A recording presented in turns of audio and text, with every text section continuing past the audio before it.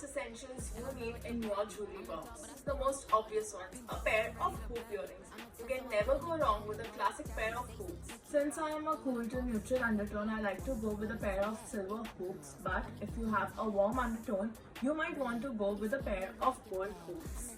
Next are studs. If you don't want to wear earrings and you do not want your ears to be bare, studs are perfect for that. Next we have silver stackable delicate necklaces. You can wear them as it is or you can stack them up. This goes with everything. And not to mention, it's a very quick and non-fuzzy way to look effortlessly put together on a busy morning. Next are gold or silver bracelets. When paired with watches, they look absolutely gorgeous. This staple jewelry not just keeps you on time, but it also works to make your outfit feel polished. Next are a couple of rings. You can stack them all by themselves or you can wear in multiple fingers. They look really cool. These are the must-haves in your jewelry box. Want to know more about styling? Stay in touch with StyleBuddy.